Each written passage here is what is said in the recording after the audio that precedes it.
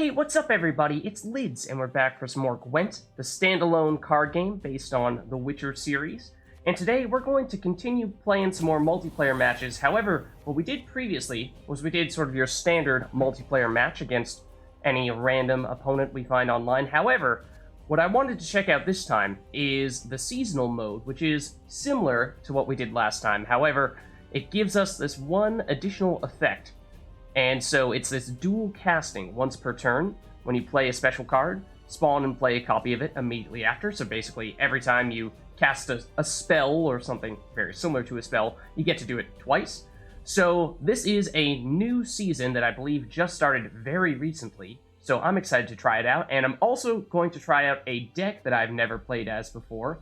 This would be the Scoia'tael starter deck. Now, for those of you who are not familiar with what Scoia'tael means, that is basically the elven, or mostly elven and dwarven rebels that are common in the Witcher series. And so I've not played as them before. I've only seen a couple of people use them in the past. It seems like for whatever reason, maybe they're not terribly popular. But from what I can tell about them, they have a lot to do with manipulating the row in which your opponents play their cards, and also boosting cards while they are still in your hand. So we'll see what we can do with this deck. It's going to be a bit of an experiment here, both with the new game mode and with this new deck, at least to me. So it's going to be a little tricky for us to pull off a win here, but we'll see what we can do. We'll probably play a couple of matches like we did last time. And we are going against Skellige, which is one of the types of factions that I'm rather familiar with. That is one of the two that I tend to play as. So I may have a general sense as to what our opponent is going to do, or at least I'd like to believe. Hopefully that'll help us a little bit. But as for what we're going to end up choosing to do, now that is a mystery. I've seen this card before, and it is, from what I can remember, quite good.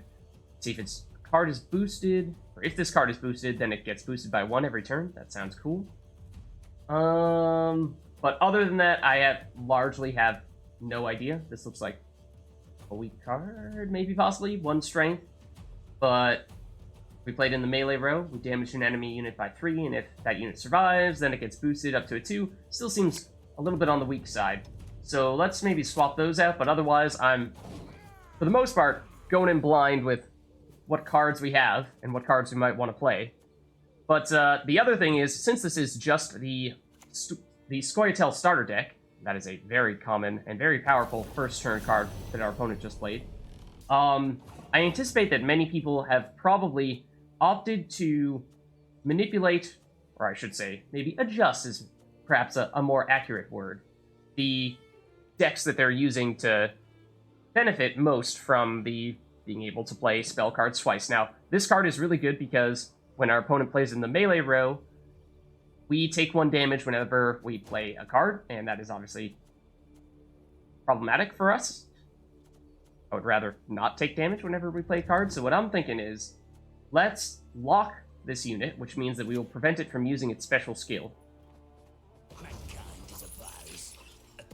So it's still boosted with that 9 rather than 4, because our opponent had that card that allowed our opponent to boost one of its cards on the field by 5. That's what you get when you go first, as a little bonus, because since you're going first, you and have your opponents kind of base their play off of what you're doing and react, and it would otherwise be a disadvantage to go first because your opponent gets the last say. Okay, so this card I do not recognize. The end of every allied turn, give 1 armor to adjacent units. Okay, so this card is going to continue to build up armor, which is that number you see in the top right corner, which basically means we need to deal 2 damage to it before we can start to lower that 9 number, if that is of interest. Granted, we do have Geralt of Rivia, which is a card that allows us to automatically destroy a card of 9 strength or higher. What I tend to like to do when we have Geralt in our hand is deliberately have our opponent continue to feed into this card, make it as powerful as possible, and basically have our opponent waste that investment, only to at the last minute pull the rug out from under them and take care of it, take it out. Let's play this card because, well, hold on. Let's actually play this card, because it's really straightforward, and it just deals, or just has 6 strength, and doesn't have any special abilities, so we don't need to think about what we're supposed to do with it. We kind of just play it, and then buy ourselves more time to think about our next cards, because this card, I was going to say, might be worth playing, because it has Vitality, which means that at the end of a turn, its strength goes up by 1. However, if it's bonded, meaning if we have another version of this card on the playing field, then it gets even more powerful, and I don't think we have another version of this card, so it means it's not quite as powerful as it could potentially be.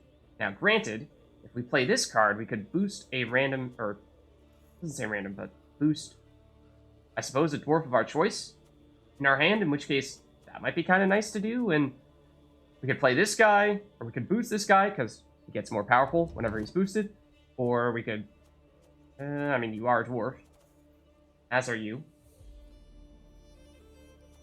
I think we do this. And let's boost you. And we'll end there. Our special ability on this character is to boost all units in our hand by 1. So that's another way that we can boost cards in our hand. We can only do this once per game. Ew. Okay, so our opponent just gave this card, actually 2 cards, a bunch of extra vitality, which means that they get boosted by 1 at the end of the round, like we were saying before. Granted, he played the card once, and like we were saying earlier, the whole thing about this specific season that just started is that you get to play every spell twice. So he used it once on this guy, and then they used it again on this guy. And I'm starting to get the feeling that, yeah, I mean, we're not behind by that much. It's 16 to 10 at the moment. I suppose I was going to say it might even be worth us passing here and deliberately saving up some cards for a future round, see if we can take round 2 and 3. But I think it is not too late just yet. If we do opt to go with Geralt here, then we can destroy this card. And then let's boost everything in our hand. Probably should do that as early as possible on this deck, because that means that, you know, you're basically boosting every single card in your hand, whereas having already played these cards, they did not get boosted, so we missed out on 4 additional strength that we could have had on the field. But anyways, we're learning as we go. Like I said, no experience with this deck, so learning on the fly a bit. And my hope is that after destroying our opponent's most powerful card there, that our opponent might be thinking about passing. However, that is clearly not the case, because I can't help but notice that they are currently playing another version of that same card, or they might have used their leader ability to bring it back from the dead or something. Play a skeleton unit from your graveyard. Yep, that is precisely what they did. Okay, and now they are looking rather strong, having brought that card back and played their own version of this Elder Bear, which is fairly strong with 6 strength. So what I think is, although it is unfortunate that we had to use one of our best cards here in Geralt to destroy the 9 strength version of this card that we saw in the previous turn, I think it is still probably best for us to pass here and take the loss in this first round with the intention of maybe playing this guy early in the next round and using that as our centerpiece. Because we were largely on the defensive this time round, and it seemed like we never truly managed to right the ship after that. So yeah, not so surprisingly, our opponent decides to pass and not throw away any additional cards after he'd already taken the lead there. So remember, it is the best 2 out of 3 here, so we've lost round 1. That does, of course, mean we need to win round 2 and round 3 if we are to win this game. So hopefully, we can do just that. I'm going to continue to swap this guy out, because I'm assuming he's not great. Damage an enemy unit by 3 if it survived. Boost self by 1. You are a 5 strength yourself. Seems like that's good. Here's an example of a card that moves enemies to a different row. So I think we have a decent set here. This is the card that gets more powerful if you have 2 versions of it. And we don't have 2 versions of it, so we'll swap that out. This, I think, is still the card we want to play first, because if and when it's boosted, at the end of the turn, it gets boosted by another value, or another strength. And so, the earlier you play it, the more turns it has to slowly power up. and therefore the better it becomes. Now that is a terrible play. I'm not sure why this guy is playing that card first. This card is potentially extremely strong. It has 6 strength, and it goes up all the way to boost itself by 5 to 11 total if Bloodthirst is 3, which means that if we have 3 damaged units on our side, then he goes up to an 11. So why you would play that card first, it's a bit of a mystery to me.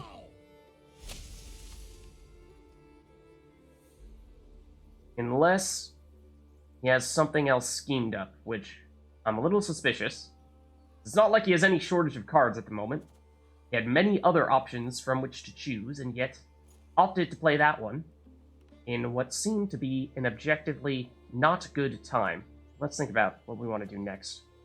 Probably going to have to think that one over.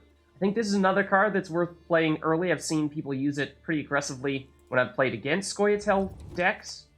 Damage an enemy unit by 1. If you control only Scoia'tael units, damage a unit by 2 instead. Okay, unfortunately, it appears that our opponent has outright destroyed the card that we were thinking was going to be front and center in our strategy for this round. So that is, well, it's not good. I can tell you that much. I think we play this guy, though. Because, again, the idea here is the earlier we get this down, the more turns we have in which to deal damage, because we can deal damage every turn. And at 6 strength, he's fairly powerful. We do have 7 cards to our opponent's 6. I don't remember why that is, but apparently we have a small card advantage, and it appears as though our opponent looks like he may have deliberately designed the deck in order to maximize the spells, because we pretty sure I've had a grand total of 0 spells, so we haven't had the opportunity to double those, because remember, that's the whole thing about this season. And our opponent has done it at least once, actually at least twice. So that has certainly been a bit of a separator there, because that card that he just played would have just only damaged the card that we put out, but under normal circumstances. But since it got doubled, he was able to take out our card altogether. So this is unfortunate. But we have to win this round. We have to go aggressive, otherwise we don't win. We lose? Okay, we can damage an enemy unit by 4. Let's do that. Simple enough, technically speaking, does mean that we take a lead here, but temporary one at that. Let's see what we can do next. We have several units that can damage our enemy. That's an animated bear. Exponentially better than the non-animated bear, despite the fact that it has identical statistics. Okay. We've nothing yet that looks like we'd want to move to a different row, so I think that's beside the point. I wonder, do we want to destroy this card, or do we want to damage this card? I think we want to destroy that card. Yeah, so we'll play this in the melee row and damage the card that we've already damaged, to the point where it goes away. The reason for that is because, having played Skellige decks in the past, I know that Skellige does have a card. I think it's Skellige specific card, but it may not be. But anyways, card that is often used in Skellige decks that gains power based on how many damaged cards there are on the playing field. So better for us to destroy a card that's damaged and make it so that there are currently 0 damaged cards on the field, rather than damage an undamaged card and leave a card that is already damaged still on there, meaning that we'd have, you know, the first card that our opponent played here with a bit damaged, and damaged Grizzly Bear over here as well, or Elder Bear over here as well, and then that would be 2 damaged cards for that. It's like a Wild Boar card, or I don't remember what the exact name of it is, but the card that gets more powerful depending on how many damaged units are out there. Okay, so our opponent can play bronze units from its graveyard. I knew that he was not going to be able to use the card that we just destroyed, but this is the card that we saw at the beginning of the previous round that our opponent was very keen on using. did something similar, brought it back from the graveyard in that instance as well, I think. And remember, that was a spell, so our opponent gets to play it twice, and therefore brought back a second card.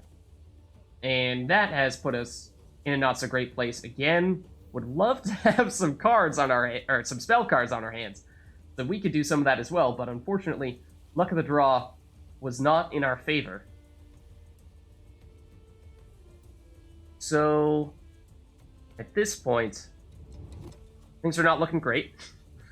I think we want to give Vitality to a unit now, because remember, that is a overtime effect. I almost said damage over time. No, it's a healing over time. We need to put it in the range row. Let's make sure that we do that correctly.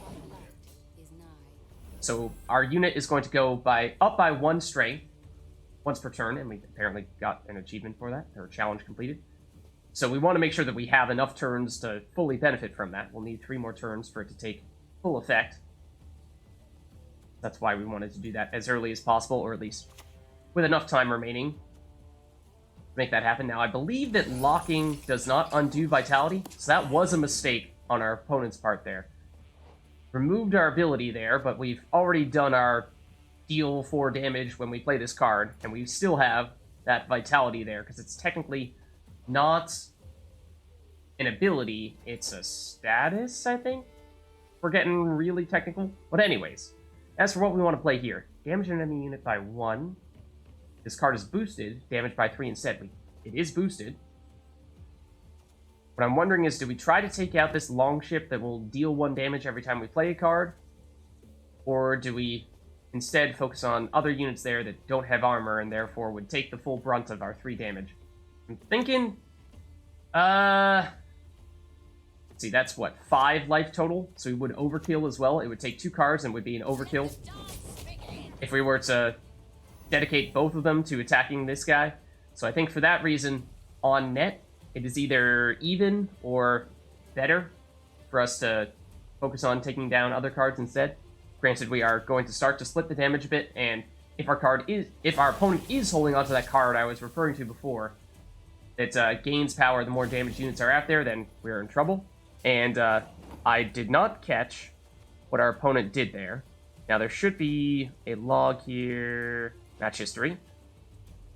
Damage a unit by 3. And then death blow, meaning if that card takes out a unit, then damage the adjacent unit by 3. And I think it did take out one of our units. And remember, our opponent gets to play twice. So, not great.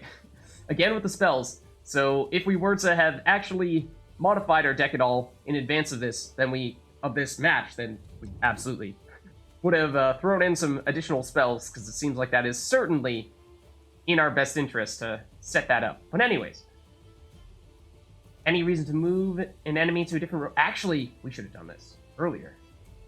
Wow. So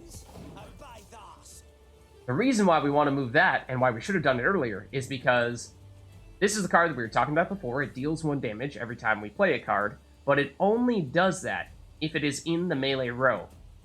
So by moving this card to the range row instead, it no longer can use that ability. We should have done that earlier, so that we did not get damage on all of our units here. Now, our opponent has passed, which does mean that our opponent is not going to be able to play any more cards this round, so we are in luck. That means that it is our time to shine. We might still be able to pull out a win in this round, and what I think we ought to do here is play this card. We'll have 4 strength, that will bring us up to, 13, and it'll also deal 3 damage, so we will be able to win the round by playing this card alone, theoretically, unless there's something that I'm miscalculating here. So there we go, we're up 13 to 11. Now we'll pass, and we take round 2. And that means that we will be going up against our opponent, each with 1 extra card, so no one has card advantage for a bit of a sudden death in round 3. Here is finally what I believe will qualify as a spell. So let's hold on to that. As for what we want to do with our other cards, we do have other dwarves here, so if there's a dwarf in this row, so I'm going to copy this unit from your deck to the top of the row, or to this row. That seems like that could work, but are these... We have 2 dwarves, so we could swap 1 out. I think I actually like this dwarf synergy here. I don't have a good enough sense of what all of our cards are to understand if that is something that, you know, if like this card is the best dwarf that we might theoretically have, or if we'd be better off trying to fish for a better one from our deck by swapping some out, but that is just comes with the territory. So instead, let's play this in the range row, and we'll boost... I don't think it matters which dwarf. Actually, we'll want to play this guy fairly early so that it has the enough time to benefit from that vitality that we were talking about earlier. So that'll be our next turn play. Then we'll play either this or this.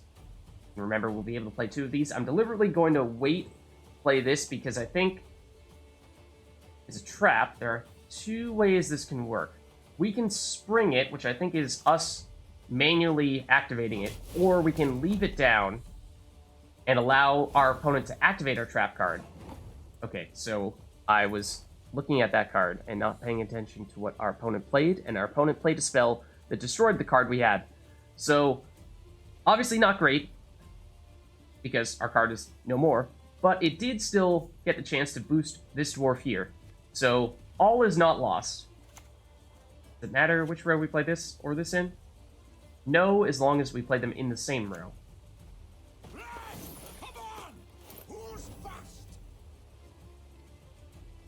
So hopefully our opponent has run out of spells at this point, and then we'll throw in a bit of what will turn into a couple of spells of our own, finally, because I think we wanted to wait for this so that we can have it out there when our opponent starts playing units. Oh, you're playing more spells! How dare you? And it was just enough damage to destroy our unit. So that stinks. That definitely stinks.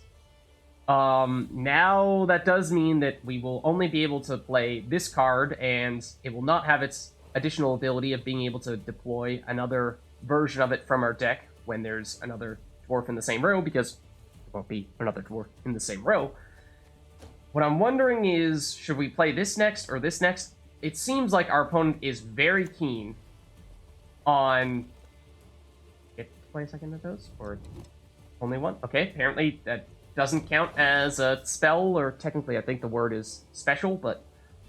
Okay, so we only get one, but hopefully this will destroy whatever card our opponent plays next, and my goal in doing that is to destroy this card right here that our opponent might play, and also, hopefully, to make it so that our opponent is less likely to be able to destroy this last card that we have, because I was hoping that our opponent might use a spell in that round there and blow through any spells they had remaining so that they can't just, you know, delete every single card that we try to play this turn. So, who knows? Depends what this last card is from our opponent, but fingers crossed here. There's a chance we could win this, but... Oh! And our opponent has passed, which I assume means that they knew that they were not going to win that one. Don't know what that last card was, but hey, it was looking really bad at the beginning there, and yet we still managed to pull it off, so happy we managed to get that done. And that's our first attempt at the seasonal mode here. Let's give it another shot. I think we're going to try the same deck, and like I was saying, under ideal circumstances, we might deliberately modify our deck to play into the whole seasonal aspect of this game mode. But at the moment, we'll stick with the default deck, or at least the starter deck for the Scoia'tael faction. And going against a demon player now, which I have not played much, if any, demon myself, but it seems like it is the most popular type of deck, at least among people who are, you know, in the low to mid ranks like I am. So we have learned, so I'm familiar with going against them. We've learned that this apparently is only a trap and not technically one of the specials, so it doesn't get doubled, which is very unfortunate. We do not currently have any of those special cards. We do have Geralt of Rivia. That is a nice card to have in our back pocket. And we don't have two of this guy. So I think we deliberately don't hold on to him, because that's the one that gets additional power if it is boosted, or if it's if we have two, that same card, I should say. And so we could have redrawn another card, but still learning what the best cards to play from this deck are. And apparently we have won, because I don't know why, but our opponent has forfeited immediately. So, success? Seems like the Scoia'tael deck is pretty great. Apparently. And apparently we've leveled up. But, let's go for one more, perhaps, because that was, yeah, maybe a little unexpected that time around. Now, did it just so happen that we had an amazing hand there to start off with, and we would have liked to have held on to that one? I don't know. Seemed decent. Now, this is obviously another Skellige deck, like the type of deck that we went against in our first match. Now, I didn't take note of the person's name that we faced the first time, so I don't know if this is the same person. I don't think so, because I think this person is using a slightly different leader ability. You can swap out. That is somewhat independent from the cards that you pick.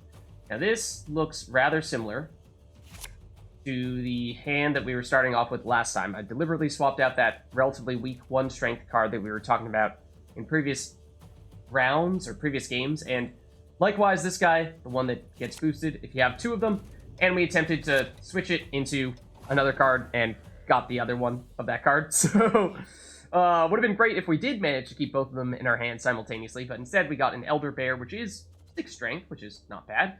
So what do we want to start off with? Because we go first here. We have anything that is definitely a strong first turn option. This is the card that boosts a dwarf in our hand. Do we have any dwarves in our hand that we really want to boost? We actually have almost exclusively elves. I'm not sure we have a single other dwarf to boost. So that is notable. We could also play this guy early, because he can deal damage to opposing units. Oh, and we were talking earlier about how it's probably a good thing to play this early. But I think I'm going to deliberately not do it in this round at all.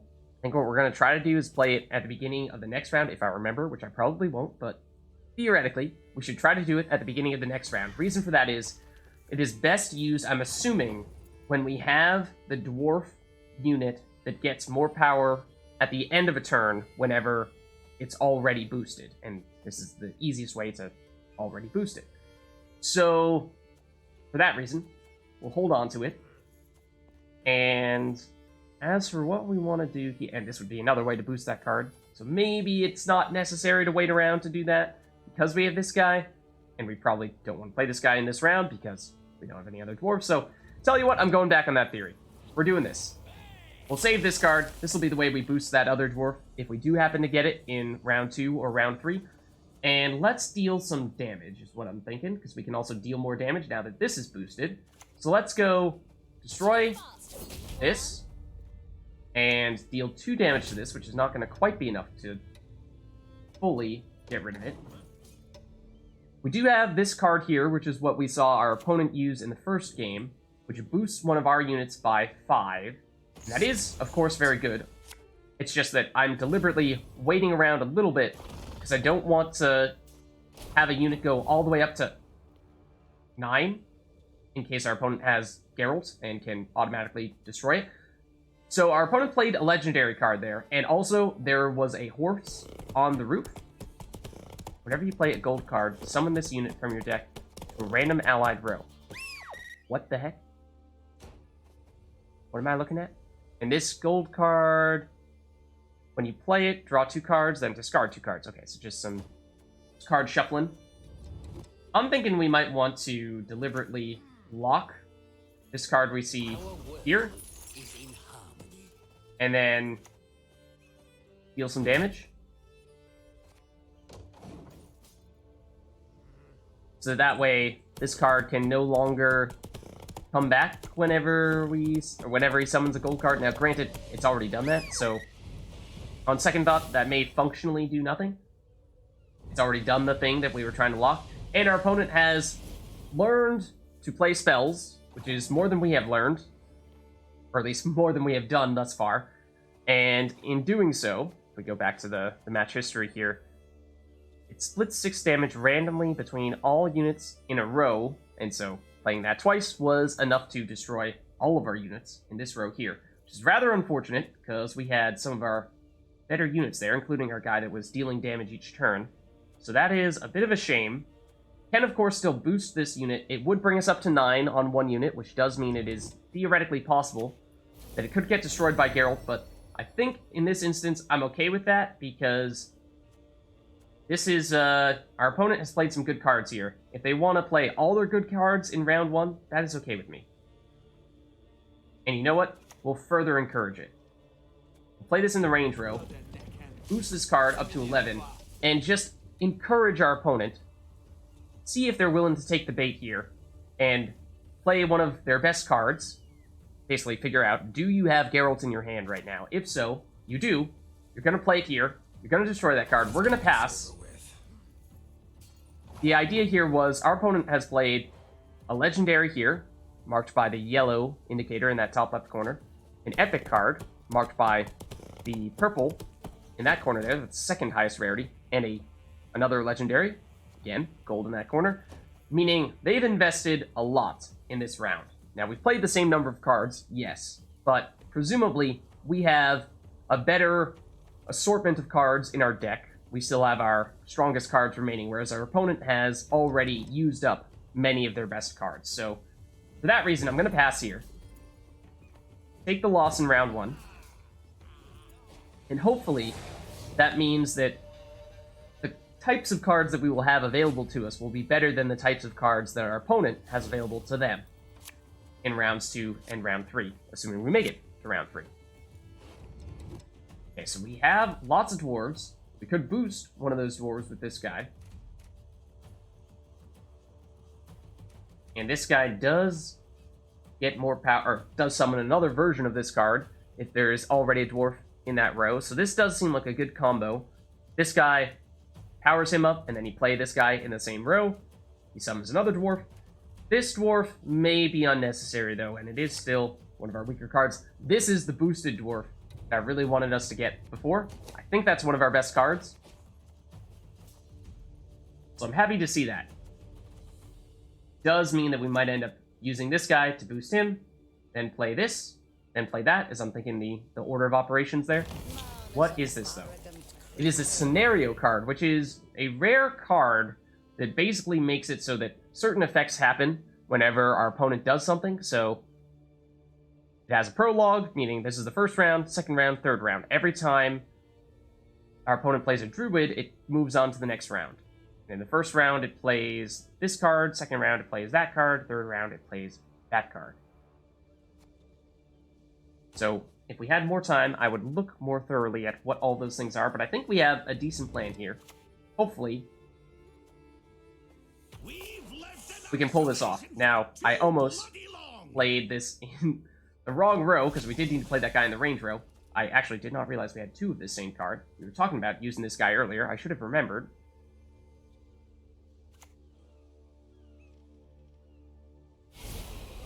Playing a unit from the graveyard. Actually, we'll be able to do... oh, and that counted as a druid, so therefore that triggered Chapter 1. Possibly as well as Chapter 2? I don't know. The scenario is popping off, is basically what is happening here. Okay, and here's an instance of... We could theoretically play Geralt of Rivia right now and destroy this card, because it is above 9 strength. However, what I tend to prefer to do is wait, like I think I was saying before. See if they want to commit more to powering up that card, and then only destroy it once they have committed everything to making that their primary source of power. So, we do still have this dwarf out here, which is nice, because that does make it easier for us to boost our other dwarves. Remember, this guy, this is the one that gains 1 power every turn. So I want to play him as early as possible so that he gets as many turns as possible to get more powerful. This is the one that needs the additional dwarf, so this is the one where we want to make sure that our opponent does not manage to destroy any of our dwarves, or at least not destroy both of our dwarves. We need at least one of them out there. Okay, and our opponent is going crazy summoning crows, of all things, it seems, and that is another druid. So if our opponent did not trigger all the scenarios earlier, they probably have now.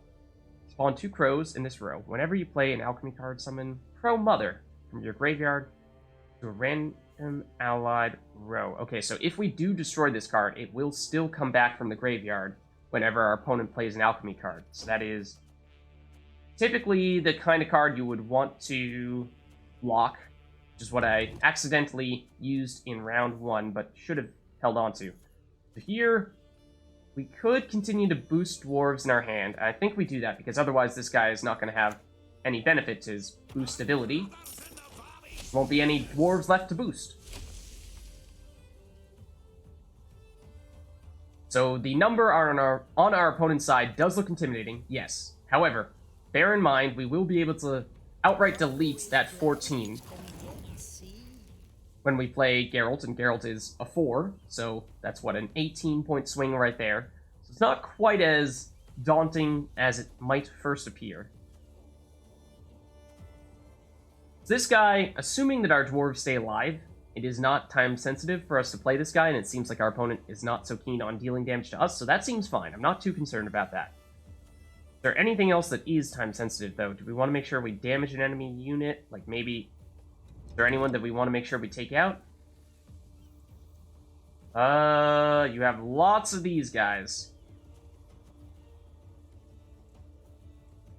Sure. Let's take one of them out. Fourth continues to get stronger each turn. So we will slowly eke out a little bit of power each turn because of that, regardless of which cards we play, assuming that that dwarf does stay alive and stay boosted. Our opponent is going to be able to play a card from its graveyard, and it's going to be able to do that twice because, again, they play every spell twice. So they did just bring back the card that we destroyed moments ago, which is a little disappointing. And does make me think that that was maybe a bit of a mistake. Get rid of that in the first place, because by resummoning it, bonded, boost self by 2 instead, they were able to resummon it with boosted power because there are several of these standing right next to each other.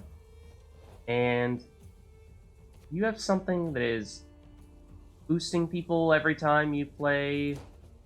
You have the alchemy card. Like, these guys get boosted every time you play an alchemy card, which I didn't notice an alchemy card there, but maybe that was also part of the equation. I just didn't realize it. So probably a misplay there. And instead, let's take out maybe a super crow here. Or actually a normal crow, because this is just 3 damage. Let's get one that's doomed, because that means that our opponent cannot bring it back. It means they've already brought it back from the graveyard, and they will not be able to do that again. So, that being said, though, yes, we can delete the 18, is presumably the one that we would choose to delete at this point. 20 at this point. Will be 22 after this. But that number is still extremely high.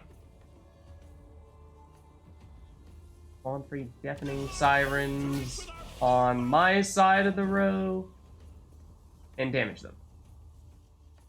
Okay, so you gave us card. You played a really powerful card.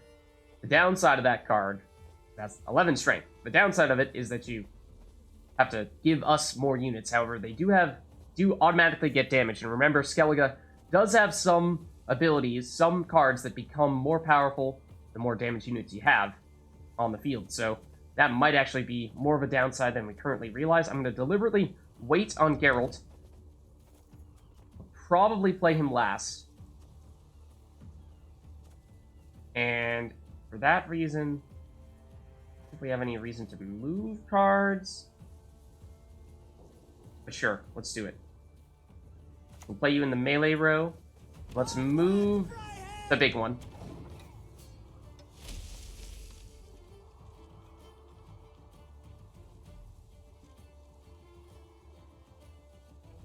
I didn't really see if they're positioning. I mean, did anything bonded? Do you have to be...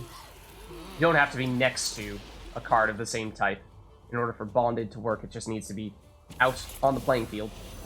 Oh my goodness.